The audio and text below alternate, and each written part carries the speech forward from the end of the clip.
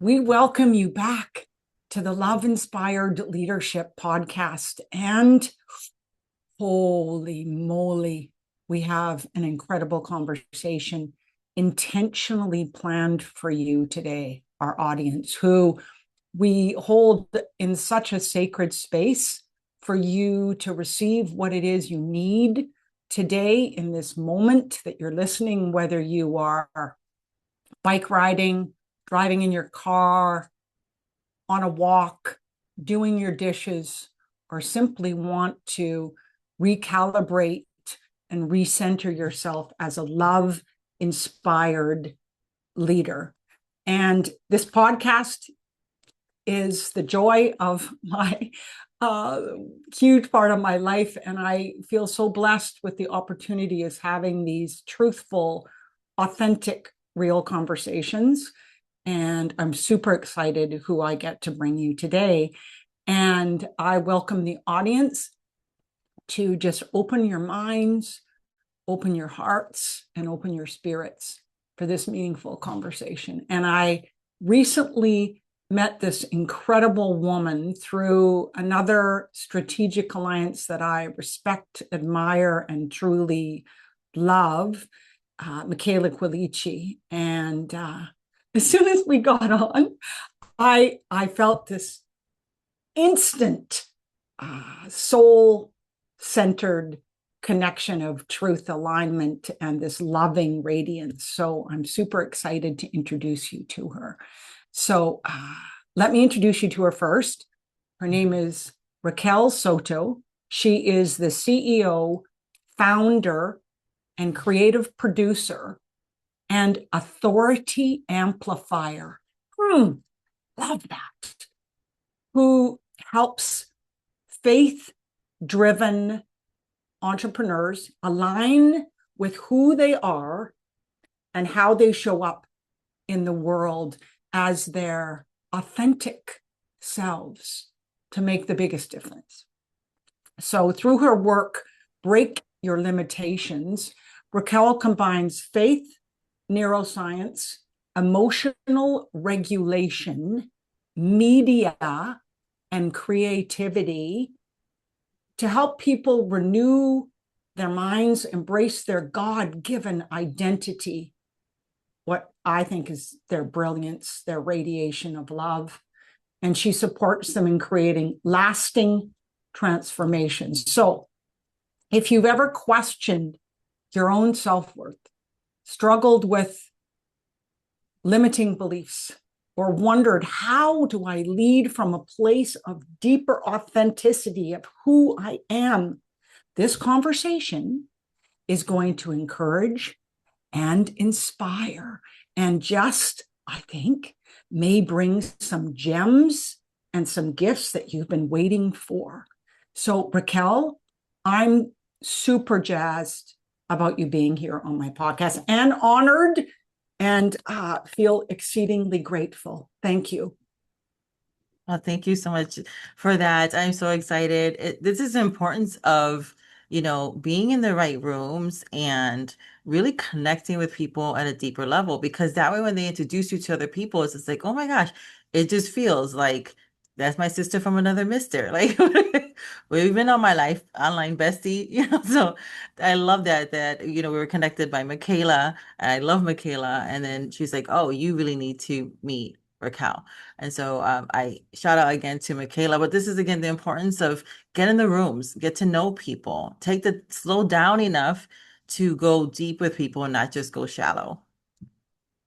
Yeah, and it's truly about being curious and open. And I mean, as soon as we met, I knew that you were doing similar work to me. I mean, there was barely even a couple of sentences that came out of your mouth that I went, oh my goodness, because when we are in the presence of someone else serving from their highest self here, from their truth, alignment, and radiance of love, there is such a joy in my soul and gratitude. because you're doing it in your form, which is so interesting. I'm really excited for the audience to find out how that is. But also for me to know that this kind of goodness is being contributed to business leaders around the globe just brings so much joy and love to me too. So I'm just super excited. So let's dive in. Okay. So, I loved our conversation at our Zoom chat, and that's all we've had. I want the audience to know is a half an hour Zoom chat, and it was so inspirational to me. I said, oh, "You, you, you've got to come on my podcast." So here she is. So let's what I find interesting and what's learning me right now is this willingness to surrender to who we are and why we're here and how we can serve from this place of our highest selves. Can you take us back to that time that you realized that you had built much of your life around being capable rather than being whole? Yes. Yeah. A lot of times when people become entrepreneurs, it's because they hate the job they're working at. Like, I just wanted to escape, and for many of us, because we are capable, we've been in places where we keep on going higher and higher in the ladder. And so it becomes a golden cage for us where they know how to keep us in this trap of not moving on because the money is there, the honor is there, the respect is there. So it's a constant dopamine hit, that we're getting over there and making bonds through oxytocin because we're getting fed in some ways, even though we know we're supposed to move on. And so I really loved what I was doing. And it's funny because when I was initially sharing this story, God would be like, "Yeah, you're romanticizing it."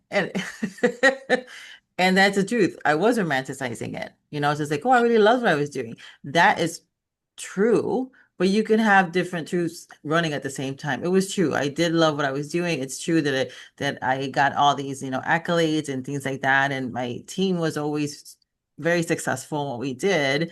At the same time, I was working way too many hours. At the same time, I was not being the kind of mother that I wanted to be. At the same time, because of other things that are happening in my life, my mental health was really breaking down. My hair was falling out. I was losing a lot of weight. And everybody was just like, "Oh, your life is great." Meanwhile, to me, I look like a bobblehead, like I was so thin. I started wearing hair pieces just because my hair had fallen out so much. And so all these things were happening at the same time, where Yes. I was getting what I felt I needed, and I was doing things, for the sake of the family. And that's the other thing too, right? A lot of times we're doing things that sound responsible, that sound honorable, I sound like the thing to do, full of wisdom. But what the children really needed was my presence. And they weren't getting Yes. that because I was working, 60 hours. And when I was with them physically, because I worked in international offices and I would, oversee international offices, then when we're sleeping, Asia's waking up. So they would send me questions. And so then toward the end of the month, I was in finance. So all these questions are coming up. And so I was not present with my children. And so I was like, oh, this is so when God, opened the door, said, "I want you to leave in 90 days." And I was like, oh, okay. So I thought it was because of entrepreneurship, but he was Can really I can giving I ask me, you a question about that? How did you yeah, receive that information? Because that's the critical piece here in this navigation through listening to your own internal voice of wisdom and honoring that. So how did that land? Did you hear it once, or was there like a knock, knock, knock on the door to change? Did you resist it? Because that's what I did for a long time, because I made the money more important than that, and the yeah. success and the accolades and the ego and all of that. So I think there's a lot of women in this audience that are tracking with you going, oh, that's me. Oh my goodness, that's me. So how did the information arrive in Mhm. regards to the new direction that you received? It was at the end of March of 2019. And I have this running joke where God is like, "Don't you have any other children?" Because every time I go into a prayer meditation thing, or a longer fast. They come out with a honeydew project from him. So I was like, you don't have any other kids? Like capable. So Good. I was coming out of a time of that, and it was just a drop, and it was just like, I want you to leave within 90 days. Fourth of Yeah. July is your Independence Day. And I was seriously, I was just because of the right, I was being responsible. And even though I was doing like some things on the side and that was making money as well, again, taking Yes. time away from everything that I was saying was important. I was just like, well, you've got mail, Jesus. I need this amount of money to come in within the next 90 days and just to make sure that I'm not hearing things. And Yeah. if it comes in, then I will follow through because that'll be my proof, my physical proof. And it was just like I Mhm. said, hold my beer. So so the first 6 weeks, everything was just kind of happening the way it was happening. I was still getting like clients on the side and doing that work. And then all of a sudden, the last 6 weeks, my business was just rushed with thousands and thousands of dollars. And then at the end of that, 12 weeks, it was like, well, I did my part. And I was like, Hello. well, You got to do your part here too. You got to yeah. step So up. yes. So then I did it, but I didn't do it. So I turned in my Oh, resignation. And because my hands were in a lot of cookie jars in my head, I was just like, well, I don't want to just leave them in 2 weeks. They've been really good to me. I was there for over 9 years. And everybody's like, why don't you stay until your 10th? Because then you get the sabbatical. I'm like, I don't know, I'm supposed to go now. And they're like, that's crazy. So I was doing something that was like, it didn't make any sense to anybody else. But I was like, well, that's what I'm being led to do. So I'm going to do that. But I didn't go right away the way I was supposed to. So I gave them 2 months and then they contracted me and I was like coming into the office and I mm, had bought myself a crown. This is like newly retired. I was like walking yeah. around the office about I was retiring from corporate. And then I came back a couple of weeks later and I was coming in the office a couple times a week because they hired me as a consultant. Yes. Um, and they would have continued to pay me that way. And they're like, well, how much do you want? I just gave them a number and they're like, okay. And then afterwards, I'm like, oh, I should have said it higher, but it's okay. So I was coming to the office and Yes. for the next, so that was July. I was supposed to be gone by the end of August. I was still there in October, coming in a couple times a week. Wow. And then God was just like, I said, leave them. And I was just Yes. like, oh, it was just like one of those knowings, like in your face. I said what I said, and I was just like, oh, I was like, oh, thank you so much for all the opportunities, but I really need to just focus on my business. And then I cut that out. And that was Good. 2019. And then it was the timing of that. A lot of times we go through things is because we have some character things that God is still weeding Yes. out to prepare us Yes. for Yes. the thing Cleaning that up. Cleaning yes, up. we have Yes. to clean all that stuff up because there's a verse that comes to mind that says he will root out every tree that he did not plant. And those trees are belief Yes. systems. And so those things need to be rooted out because if they come with, he there's so much love for us. He doesn't want Yes. the blessing to crush us. He doesn't want us to end up compromising like we did in the past, and then we end up hurting ourselves. So in Yes. that love, right after I said yes, then my online business partner decided that it was weird. Sometimes people have a weird thing with me where they like me so much, it's almost like very territorial. So she did Yes. not want me to do business with certain people in our circle because she thought they were Right. beneath me. And I was Right. like, you don't get to tell me who I get to play with in my sandbox. Yes. And so we ended up having a huge falling out. And then she did this online onslaught for like 6 weeks, destroyed the business that I just Wow. built, Built. left Mhm. my other job, destroyed it. I come to the top of 2020. And then finally, after like all these weeks of really cyberbullying and having all her minions do it, people then started recognizing like Raquel's not saying anything. And then they Yes. started realizing that it was, that she had been lying. But by then my business was destroyed. It was too hard for me to rebuild what I had already built. Right. Left. And So I'm you, just like, do I go back? What am I gonna do now, Jesus? yeah. And the way I mean, our stories are so similar too, is that the way I see it. is that every single thing that happens, even if things fall apart, even if things are exceedingly difficult and stressful, it's for me, to guide me and direct me. Did you feel that at that time, or were you still responding to that? I was still responding to that because I knew enough about quantum physics and emotional regulation and Yes. epigenetics. We're like, okay, I understand what's happening now in my body, so I know not to go back to this dark place. And for those of you who Right. don't know, I tried to take my life forward different times, and it wasn't until, because I'm not the sharpest tool in the shed, the fourth, the fourth time where I was just like, okay, I don't want to come back to this dark place.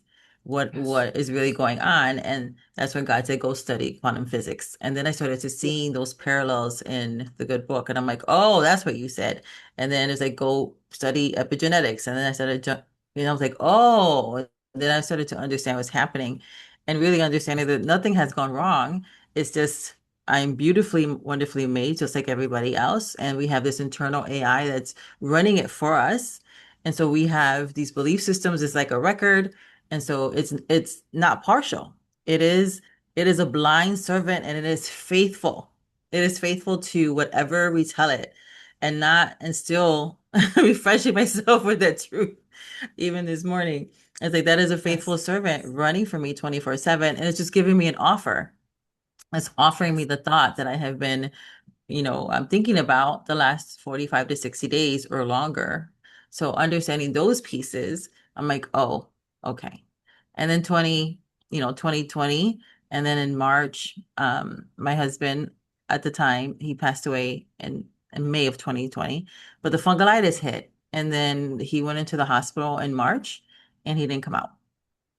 Wow. So it was rough. So it was a really rough few years. I mean, it took a few years for me just to get my footing back Yes. and coming back to who I am. But through the Yes. process, it's like I would learn something and then go teach it. I would learn it and then go teach it because I would be so excited about what I just learned. I'm like, Yes. everybody needs to know about this. Yes. And I just Yes. kept doing that over and over again. Beautiful. And by God's grace, we always were covered. We always, things always Yes. came in. So we were safe and we were fed and a roof over our head and Yes. and Yes. opportunities kept on happening.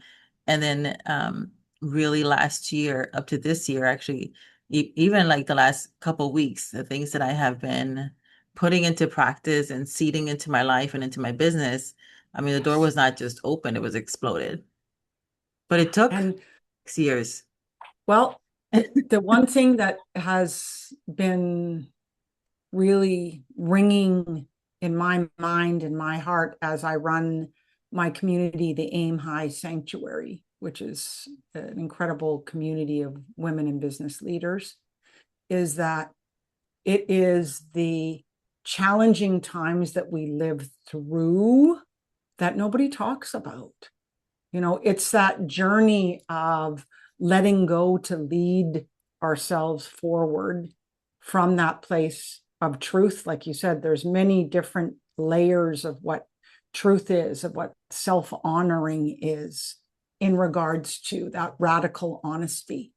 And that what I want the audience to know is that even though when things are exceedingly difficult, challenging, life changes, things that are completely out of your control, that people don't need to do it alone, that there is so much support available to them when they're willing to ask and be open and guided and directed to that. I mean, you were directed and guided to learn about neuroscience. You were open to see about epigenetics. And those were answers and solutions that you needed on this pathway of purpose in how you're showing up now within your business. And I just want to let the audience know that there are answers and solutions. It's really what I call thinking above the line, which is a sense of curiosity and openness, even when it's being present too, even when things are issues or are obstacles, challenges in our lives. And I love how you just realize that this support system from your own internal conversations with God are there to guide and direct you into your highest good. And that's absolutely beautiful. And so this transformation of change, not only to your own leadership, but the way that you've chosen to love, to be creative, and to serve others is very inspiring to not only yourself, but the people that you have the honor of impacting too. So let's explore how identity becomes like the foundation for everything else. I find this concept of authentic identity, I have my own framework called the Aim High Method. Truth, Alliance, and Radiance has forms in that. But I think that that's what women in business, which is mainly my audience, are yearning and searching for. And they are functioning from that place you were when you were in corporate. Same with me. And so can we explore that next? Yes. I did want to piggyback into the last thing that you just said, though. What I wrote a song called Nobody Checks on the Strong Ones. And so that is based off a chapter in an anthology that I'm in that's going to be coming out in October. And so that's one of the things is that why your space is so incredibly important for women is because we are the strong ones, we are the capable ones, we are the ones everybody kind of comes to with their burdens and their issues. And then so where do we go? If we're the top of the pyramid and everybody comes to us, then we don't have anybody else. So having the sacred space that you have for women to come in is because we need that space because we're often the one that people come to. So it's just a plug. So it's like Thank this is you. why spaces like yours exist and are so incredibly needed because we're highly capable women and we're usually the ones that everybody goes to, the salt of the earth, the backbone of things. But then where do we go? Because then we're thinking, well, if you're coming to me with your problems, and if I start sharing them with you, and being vulnerable, you're going to be like, well, if you can't get it together or you don't have it together, then there's no hope for me. And we don't Exactly. want to burden anybody. So it's So your space is so incredibly needed. So I'm grateful that you have that oh, offer. well, I'm grateful too. It's my sanctuary too, and I'm so honored to hold this space for all these incredible women. And it's a safe place. It's a place that people can show up with vulnerability. You're absolutely correct. And speak their truth from a very deep place that maybe they can't have those conversations with other people.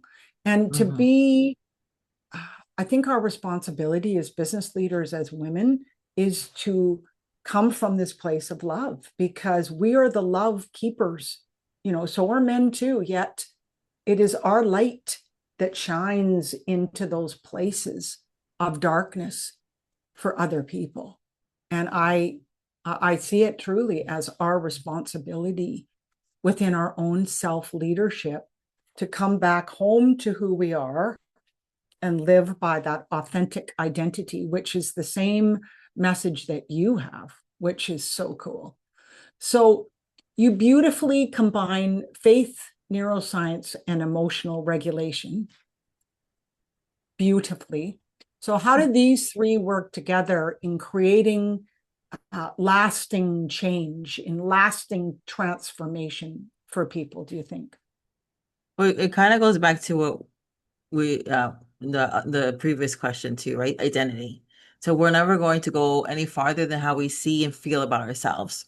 Every 10 seconds, our brain is checking in with the voice of our mind, which is the voice of our mindset. And that question is, who do we think we are? And what is the emotion that is matching that particular line, right? So if I'm feeling good about myself, it's like, oh, I'm somebody who's like, people hang on my words and my words are bringing life. And when I speak, life is, you know, coming out. Then what happens is, right, all these like little micro expressions start to manifest in your body because every 10 seconds there's a reset. And so that's the good news. But again, it's 95% of it, it's automatic. So then if you are not feeling good, can you hijack your body to trick yourself and your body and your biology for a little bit? Yes, you can. Like standing up and doing the Wonder Woman pose for 3 minutes because there's something about the physiology, jumping up and down, listening to your favorite song, hyping yourself up. It'll work for a little while because it'll just like, oh, now it's putting you into the mood. What we're talking about, it's like think about your brain. You have a default mode network. Think of it like your set point. And so for degrees, right? Let's say your brain is at 70 degrees and you want it to be at 72. Well, you can hype yourself up to be the 72, but you're always going to fall back to your default. And in a down day, you'll go down to 68, but then you'll pop back up to the 70. But where you want to be is 72. So you have to change the default, which is your identity piece, so that it's automatic. Because can you do all these things? It's like, oh, fake it till you make it. Well, we're not faking it. We're just realizing that this is who I want to be in the moment. And I'm not feeling like that. So I'm going to hijack my biology, which you can, and it'll help you because your body is also your helper. It's always sending you signals. So it'll help you hold that space for a little bit. But because you don't believe it as a default, it'll just peter off. It's like taking, it's like taking a drug or whatever it is to make you relax or whatever people do in order for them to embody this other piece of because it's not part of who you believe you are at a fundamental level. It's your ideal self. You're going to fall back to your default. So when we start looking at identity, I was like, Mhm. okay, who am I really called to be in this season? And I'm not one of those people who are like, I'm going to work a 3-year plan and a 5-year plan. I work by projects. And so I work in seasons. So like, what is the season am I in? I know, I know if in a few years what's going to happen. Like I already see the track. I don't know how I'm going to get there or what the thing is, but I know there's this major project that I'm going to be doing. But in the meantime, between here and there, I don't know. And so it's like, all right, I need to still embody that person because I've been Yes. entrusted with that. So those dreams that feel like too big, they're too big on purpose because it feels too big because you're growing into that. You're already that person. You're not Mhm. becoming, you're shutting off. You already are that person. You already have the goods. You already have everything you need to have to pull that thing off. But right now, other things are on top of it, so that's where we're shutting off these, false belief systems of who we think we are. And again, a lot of it sounds, wise and honorable, things that come in through our genetics, things that get turned on because of our observance, things that become part of our belief system because of the cultures that we're in, the subcultures that we're in. I always tell people the room rewires you. And so if in the room people are not progressing, together, everybody's not, coming up and they're not working on things, guess what's going to happen, right? If you're single and you want to mate, but everybody around you is always talking about how, deadbeat men are, well, it's kind of hard if you like men because Yeah. you're gonna That's you're not gonna the right room to be in if that's not the that's what right you room to be desire. in. So you beat Mhm. your chest like, I don't need a man, but you Yeah. secretly want one, and I know you do. So in public, you're like, I don't need a Yeah. man. I'm a capable Yeah. woman. I'm a boss babe. And guess what? All the high achieving, high value men, they're like, well, you said you don't need me. So Yeah. why would I even approach you, even if I found you cute and interesting and Yes. attractive, and I'm attracted to you, but then I'm watching you say that you don't need a man, you don't need a mate, I can do everything all by myself. And it's like, oh, what you want literally will be right in front of you and you won't see it because you've created this persona out of protection. And so Yes. it's like stripping off and we're like, okay, I can be in my sovereignty and whole. That's what single means. Single means wholeness. I can be Yes. whole by myself and whole with somebody else. Of course. Of course. But this whole fascination I find between who we think we are, and once the decision gets made to come back home to actually who we are, it's not about being someone different. It's about the way I see it, and it's how you explained it. I'm going to share it in a little bit of a different way, but it's really coming back home to who I am as a genuine, sincere, authentic woman. And it is cleaning up those areas of limitation or limiting beliefs. And it can be emotional to release those. It can be heavy and challenging at times. But there's something that I learned a number of years ago, and it's changed my life. And it's this. I want to leave the audience with this, is that every emotion of forgiveness and compassion, that's either for myself or for other people, that emotion takes 90 seconds to move through my body. Mm-hmm. So every single time I cry, which I did quite a bit yesterday, and releasing some of these limiting beliefs and forgiveness from the past, I let the 90 seconds roll through. And I asked myself, so is that finished? Well, no. Okay. I'm going to give it another 90 seconds. How am I now? Well, I think I'm good. And sometimes but it is me giving myself permission to embrace sadness. And I see so many women avoid emotion, sadness at all costs. And I think that's what needs to, I mean, you know more about this than me, especially with the neuroscience and epigenetics. I personally feel that I am creating more space for grace, that I can hear God's voice within me when I clean up, when I release those things, when I create forgiveness within myself. So, Forgiveness is so important. And that's the thing is like the 90-second rule is that after 90 seconds, you're doing it to yourself. So if you're really angry and you're having all these like, physical reactions, feel them and knowing that this is grace, allow your body to just process it out. Like you said, if you ask, do you need another 90 seconds? Then take the other 90 seconds. But then after that, you're doing it to yourself. The person you're making miserable then is you. Like, why would you treat yourself that way? Like, well, and one of the it's things that true. centurions always say, they always say, when you listen to the things that they say of why, what is the secret to longevity, a long life? And people always think it's like, oh, because they're moving, they're eating well. No, it's like it always comes down to two things. They'll say like some other things and it's different, but it's always two things. One, all of them will say some kind of happy hour where men usually drink whiskey and women will have wine. Yes. And the second thing is that forgiveness. They all always say those two things. It's always funny to me that they talk about like having a drink a day and toward the end of the night to kind of wind down or to like chat with people, but they always emphasize forgiveness because we're either going to be in chemical chaos or in chemical bliss. All our thoughts, no thought is innocent. So every thought is creating these chemicals. So your brain is your medicine man or your drug dealer.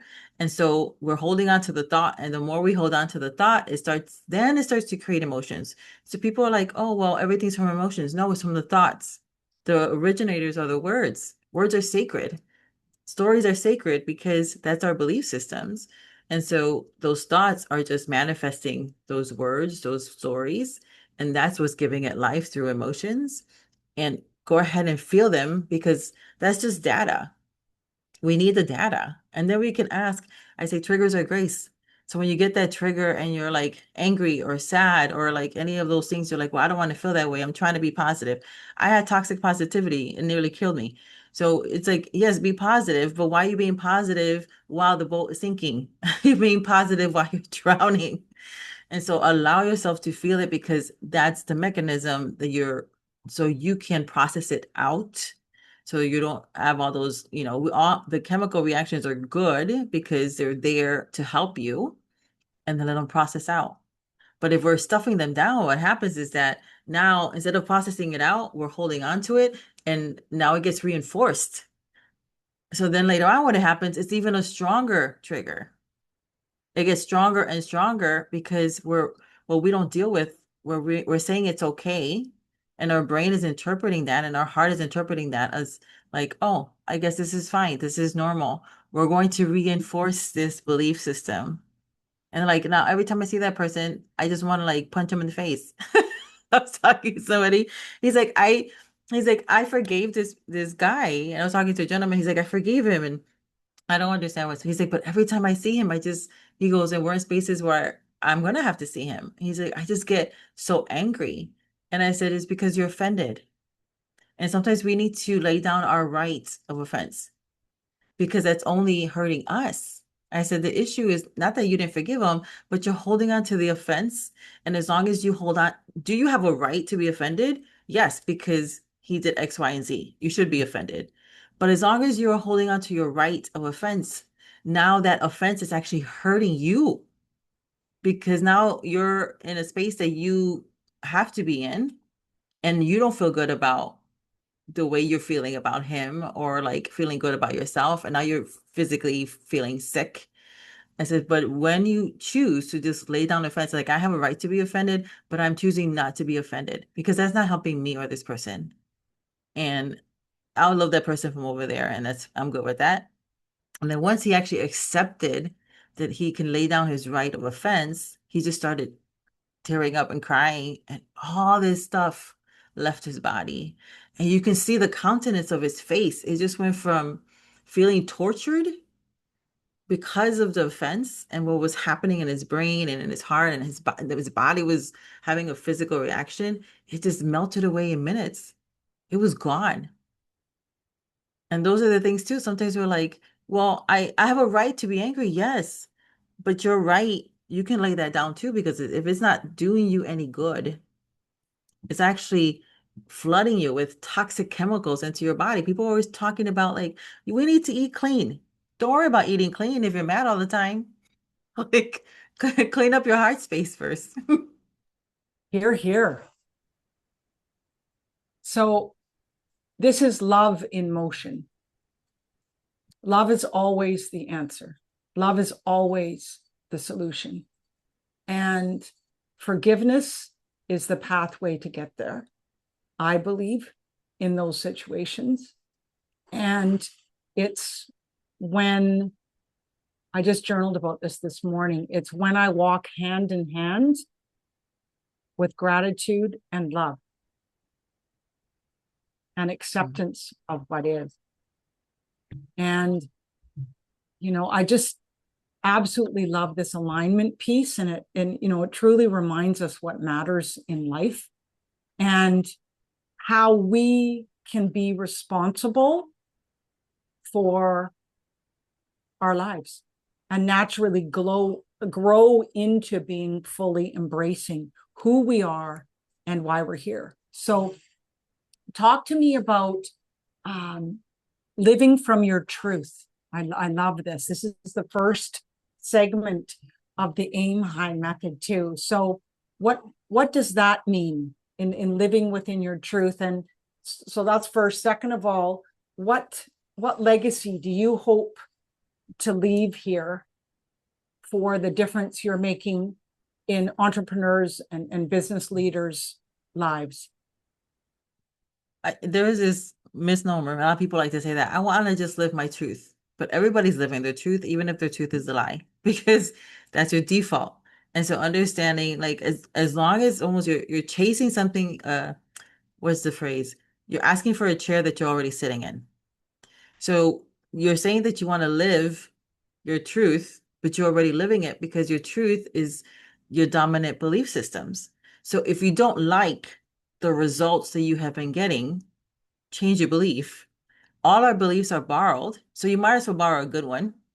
And so a lot of the things that we believe, we did not come up with. We assimilated other people's belief systems and we made them our own.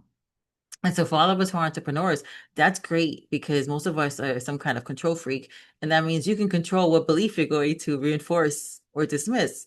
So when the things come up, right, your brain or a situation comes up, that's who you really are. When you're pissed, what are the phrases that come up about yourself? When you're sad, what are the phrases that are coming up about yourself? Because those are the underground things that are actually running the script behind you. That's the record, that's the music that's playing.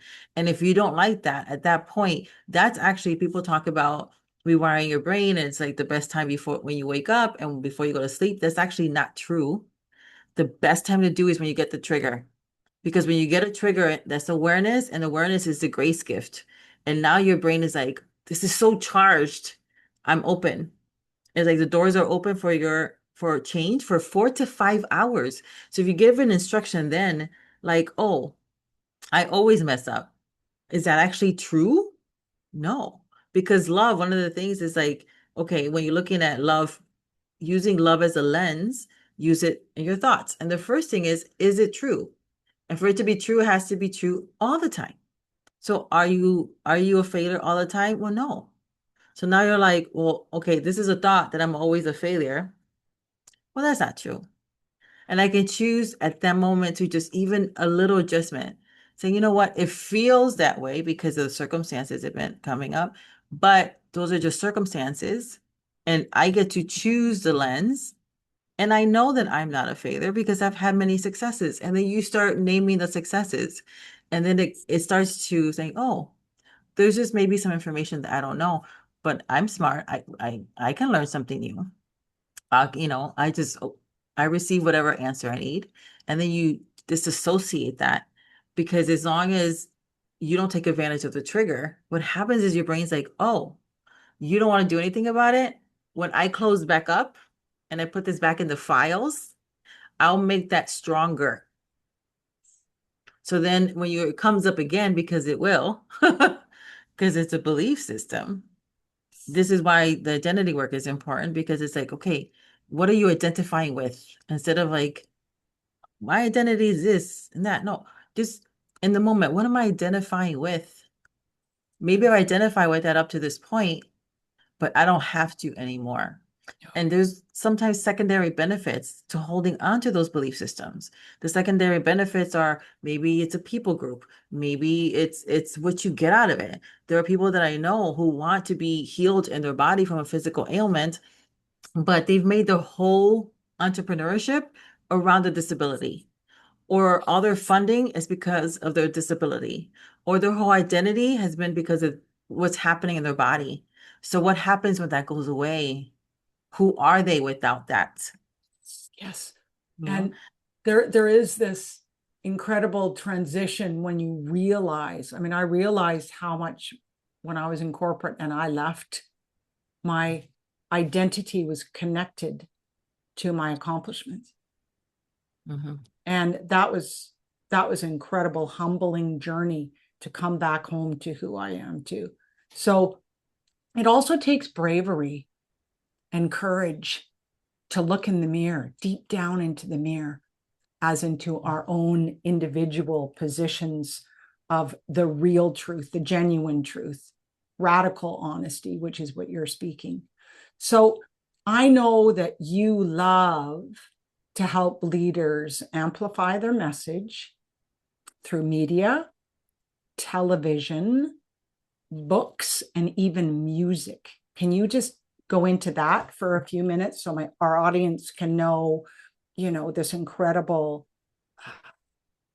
potent creativity and storytelling that you support through the tools that you use and resource within your business? Yeah, I really even this morning I was getting clarity around that because one thing is like I want people to go to the grave empty.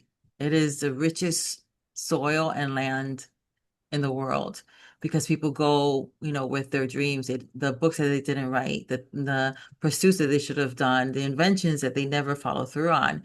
And so we make the grave rich. And so my job is to help you go empty. What is that Mm, thing that you are called to do? And then getting visibility and traction around that, helping you stand out in the market.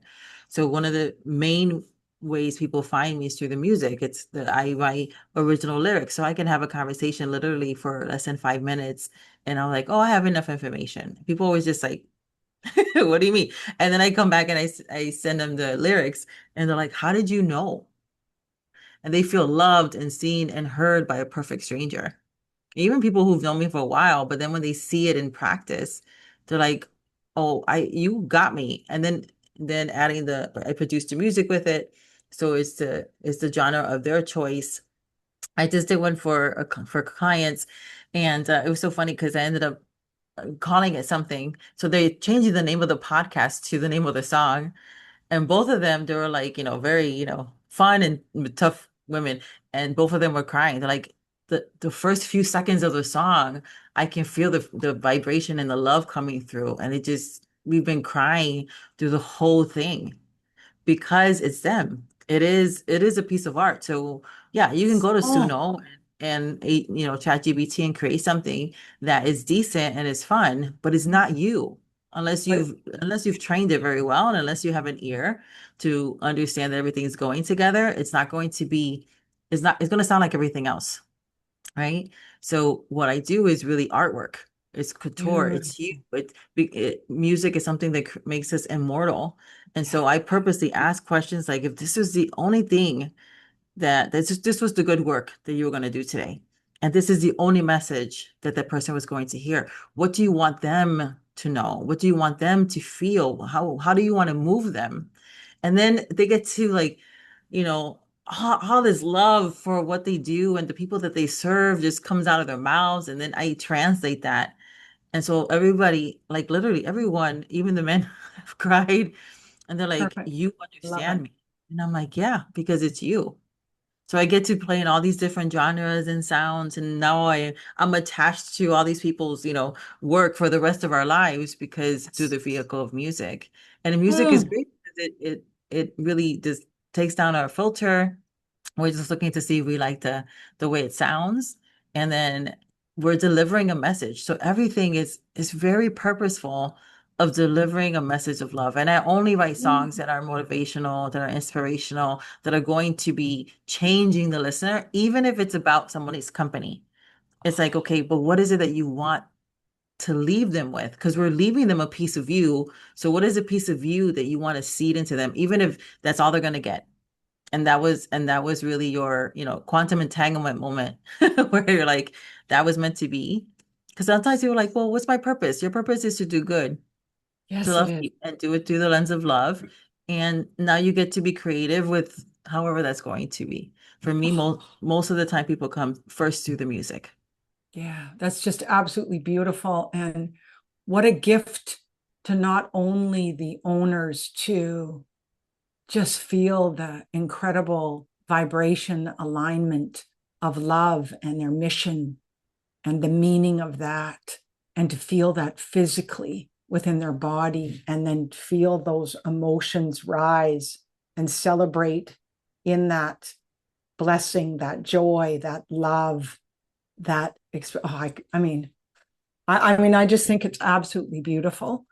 And I know that you're living your calling by doing that too. And it's such a beautiful thing to listen to and to witness in your position to serve from your highest self. And so, what love is in motion, love is in action, love is, and It's a it verb. travels, it has such an extension. So, I just know that each prospect, client, community that those businesses serve, it's like an energy that just is an integration and endless legacy for those people within their business too.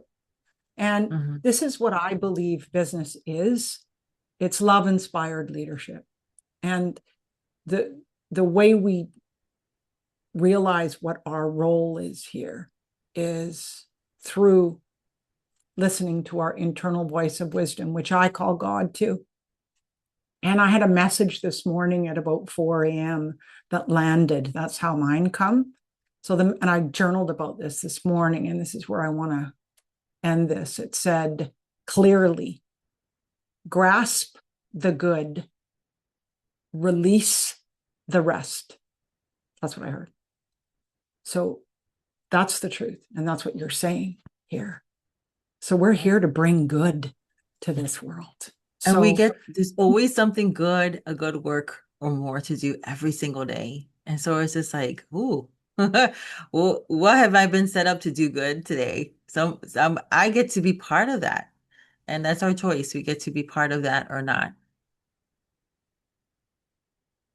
I just imagine and dream of a world where each person intimately, clearly understands this, and just imagine the energy, the love, the acceptance, the openness, the curiosity, the joy, the contribution, the way we'd find truth and solutions immediately.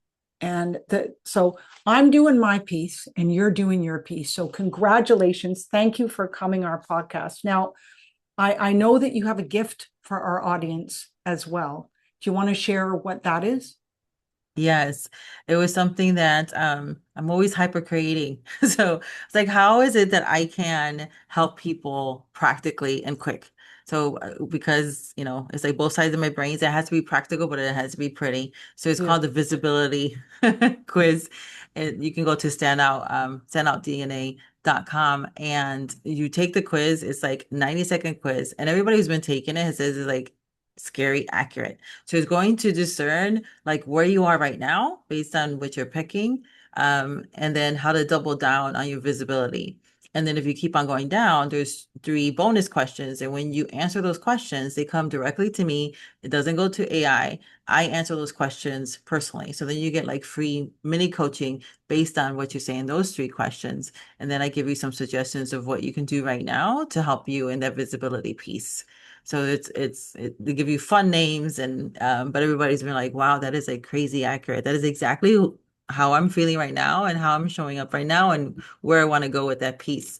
So if you want to double down on your visibility or just figure out like what should I be doing right now, it's a fun quiz. Well, that's awesome. I can hardly wait to do it. Oh, goody. I'm going to dive in too. So for the audience, I want to also let you know that I welcome you to join us in regards to the Aim High Sanctuary. It's a community of women that are there to speak their truth, gain clarity, gain that stronger self-trust and renewed confidence in coming back home to who you are with that fresh perspective and support and guidance for the woman that you are becoming, not the new you, but the actual authentic identity in who you are. So I've got a link for you to join us as well. And thank you, Raquel, for your courage and your openness, because you're leading from such deep presence and truth, and it's very inspiring. And you understand, I think, even more than anybody I've ever interviewed, what love represents and what love means, and the courage to step up and lead from that place of contribution. So thank you for joining me on the Love Inspired Leadership Podcast. Thank you so much. I appreciate the invitation. Thank you. And thank you to our audience. And until next week, I look forward to seeing you once again on the Love Inspired Leadership Podcast. Take good care. God bless.